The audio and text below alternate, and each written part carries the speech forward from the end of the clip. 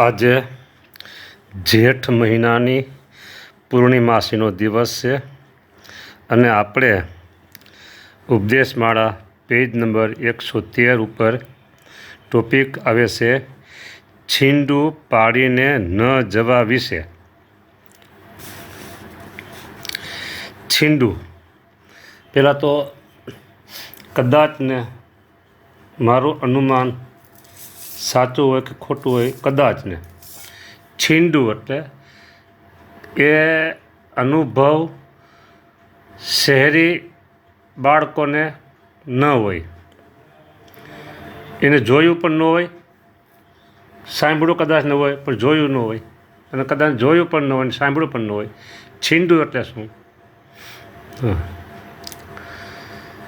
છીંડું એટલે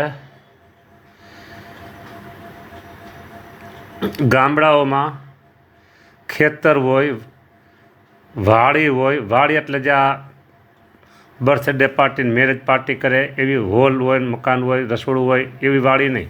વાડી એટલે ખેતરવાડી, કૂવો હોય, ખેતર હોય, ઝાડવા હોય અને ત્યાં મોલાત બધી વવાતી હોય એ વાડી. નાના મોટા મકાન પણ હોય, એકાદ બે, કૂવો હોય, મશીન, મોટર, બોરવેલ આ બધું હોય વાડી. એ વાડીને પોતાના ખેતરને ફરતી બાઉન્ડ્રી કેતકી નામનું છોડ થાય. કેતકી, ક્યાંક વળી થોર પણ હોય બાઉન્ડ્રીને ફરતાય. કેતકી હોય, થોર હોય, મોટે ભાગે આ બેવાના હોય. પોતાના ખેતરની સીમા હદ.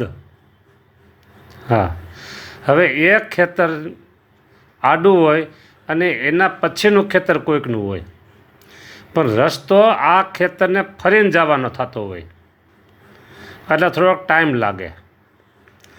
એટલે કોઈક લોકો શું કરે, કાયદેસરનું છીંડું પાડે. જેના ખેતરમાં છીંડું પાડે એ માણસ ઉદાર દિલનો હોય તો ત્યાંથી પગ દંડી એટલે પગ રસ્તે લોકોને જવા દે. અને કોઈ લોકોને એમ થાય કે મારું ખેતર ખૂંદી નાખે છે અને કોઈનો હક ન હોય એમાં ચાલવાનો, એટલે ખેતરમાં ચાલવા ન દે. પણ છાની છુપી રીતે કોઈક લોકો ખેતર માલિકની ગેરહાજરીમાં ત્યાંથી હળવેકથી છીંડું પાડી અને પોતાના ખેતર તરફ જાય. એક બીજું છીંડું પાડવાનું કારણ કે જેના ખેતરમાં છીંડું પાડે તેના ખેતરમાં ચીભડા હોય, પોપૈયા હોય, શેરડી હોય, કેરીની સિઝનમાં કેરી હોય, આવા કોઈ કંઈક ફળાવ હોય, બરાબર. તો એ છીંડું પાડીને છાની છુપી રીતે લોકો ત્યાંથી લઈ અને પાછા છીંડામાંથી ભાગી જાય. લીંબુ હોય, જામફળ હોય, હા, ચીકુ હોય, બરાબર. આ ગામડામાં આવું થતું હોય.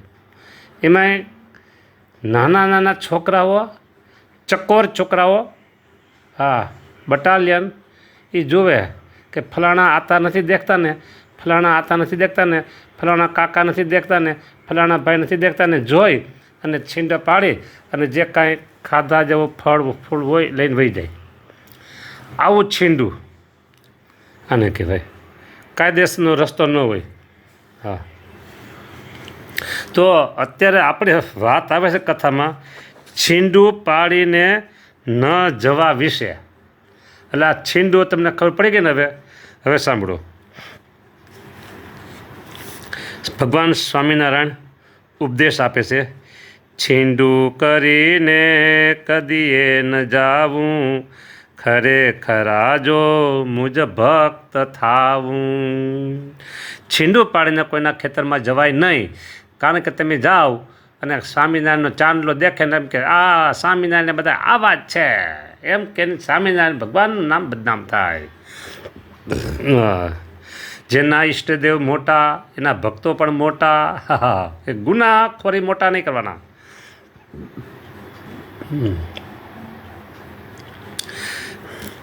આ માનજો વેણ સહુ અમારું, ઈચ્છો ભલું જો ઉરમાં તમારું. ભગવાન સ્વામિનારાયણ એમ કહે છે, અમારું આ વેણ તમે માનજો. જો તમે તમારું ભલું ઈચ્છતા હો તો આ વેણ મારું માનજો. માનજો વેણ સહુ અમારું, ઈચ્છો ભલું જો ઉરમાં તમારું.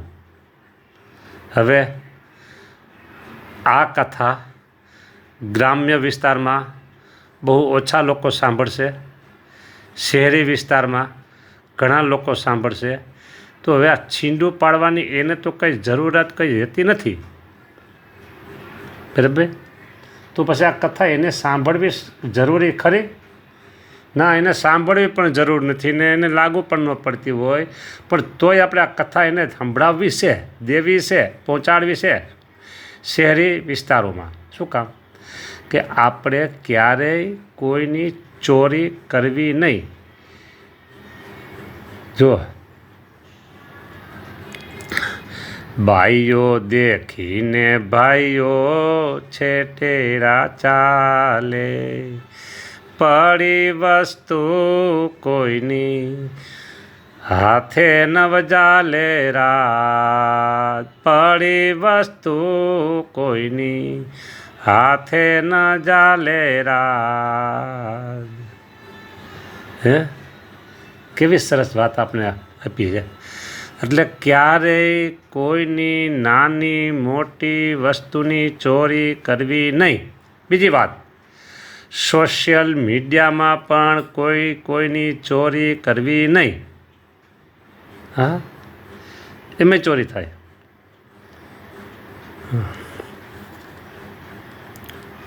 કોઈનું અંદર સારું મૂકેલું હોય અને આપણે એ હળવેકથી આપણી પ્રોપર્ટી તરીકે એને જાહેર કરી દઈએ. આપણે એને પૂછી લેવાય કે ભાઈ તમારી આ વસ્તુ છે, અથવા તો એને મૂકી હોય અને જાહેરમાં મૂકી હોય, કોઈ પણ એનો ઉપયોગ કરી શકે તો કોઈ વાંધો નહીં, બરાબર. ઘણી વખત કોઈક માણસો પોતાની માલિકી રાખી અને મૂકતા હોય છે, તો એ ન લેવાય. અને કોઈ ભલે જાહેર ઉપયોગ કરે બધાય તો મૂકી દો તો ભલે. હા, મારી પાસે લગભગ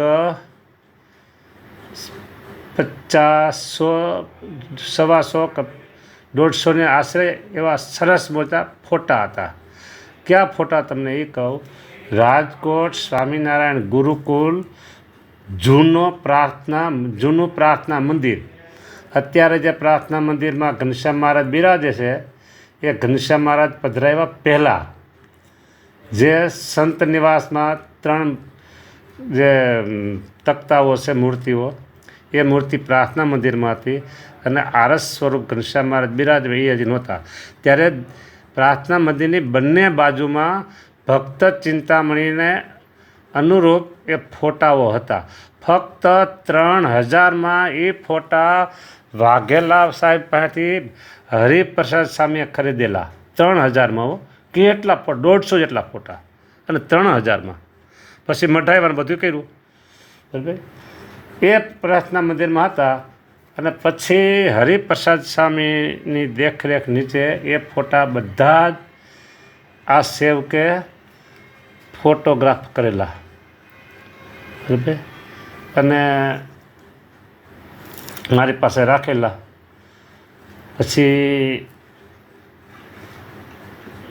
મેં હાર્ડ ડિસ્ક કે કંઈક હતું, પેન ડ્રાઈવ, અને પછી અમુક બીજી વાર એમાં હતું, એટલે મારે આપવું પડે પ્રેસવાળાને.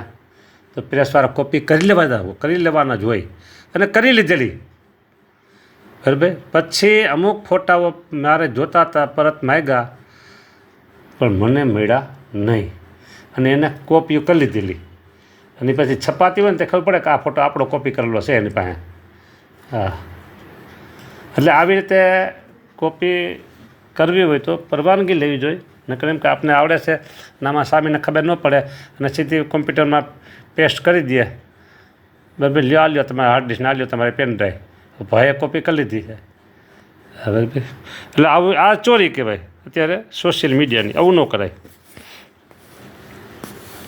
અને શું કીધું, વંડી કૂદીને પછી વંડી હોતી હોય, હા એ છીંડું કહેવાય. વંડી કૂદીને પણ કોઈ વાટે, જવું નહીં તુર્ત જવા જ માટે. તરત ત્યાં પહોંચી જવાય વંડી કૂદીને, એ ન કરાય. ભલે ફેરીને જવું પડે, દૂર લાગે તો વાંધો નહીં. એ તાળું પરાયું જન જે ઉઘાડે, કે વાડ તોડી તહીં છીંડું પાડે. તાળું કોઈનું ઉઘાડવું નહીં, ખબર પડીને ગેરહાજરીમાં. આની ચાવી તો આપણે લાગી જાય છે, હાલો ટ્રાય કરીને લાગી જાય આપણી ચાવી, કે હાલો આપણે ઉઘાડી નાખી કે. હા, ઘણી તાળા એવા હોય કે ગમે તેની ચાવી લાગી જતી હોય, અને ઘણા લોકો પાસે ચાવી પાસે એવી હોય કે કોઈ પણ તાળાને લાગી જતી હોય તો ઉપયોગ કરતા હોય. આવો ઉપયોગ કરાય નહીં. બરાબર, તાળું ન ઉઘાડાય અને કોઈની વાડમાં છીંડું પાડીને પણ જવાય નહીં. તો કહું તે તો કહું તસ્કર કેરું કામ, કદી હરિભક્ત કરે ન આમ. એ તો ચોરનું કામ છે. જે કોઈ જગ્યા ધણિયાતી હોય, જણાય તેની મરજી ન તોય. કોઈ જગ્યા ધણિયાતી હોય, જણાય તેની મરજી ન તોય, ત્યાં કદાપી ન નિવાસ કરવો. ખરેખરો જે મુજ થાય દાસ, તો ત્યાં કરે નહીં કદી નિવાસ. જો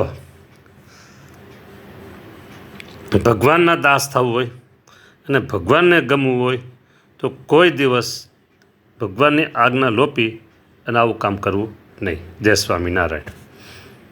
બીજી વાત જે આવી ચોરીની, આવી ચોરી તો હવે હું સાધુ બાવો સૌ, મારી પાસે તો બીજું કાંઈ હોય નહીં.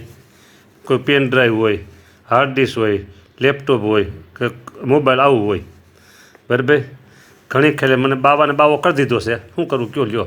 લોકોએ જ કર્યો છે, હવે આપણે કે કે ફરિયાદ કરવા જવું, સમજા ને.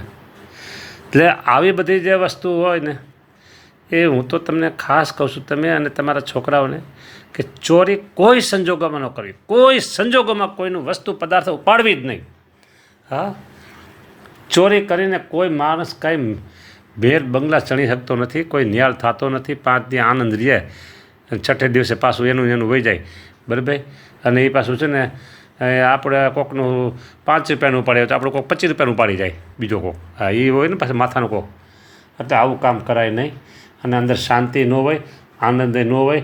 બરાબર, સુખનો આનંદ ન આવે, શાંતિનો આનંદ ન આવે, નિરાતે ઊંઘે ન આવે, અને હૃદયમાં અસંતોષ અશાંતિ રહ્યા કરે. એટલે ક્યારેય ચોરીનું કર્મ બાળકોએ સ્કૂલોમાં કે બીજે ત્રીજે કોઈ જગ્યાએ ક્યાંય પણ ન કરાય. હા, જય સ્વામિનારાયણ.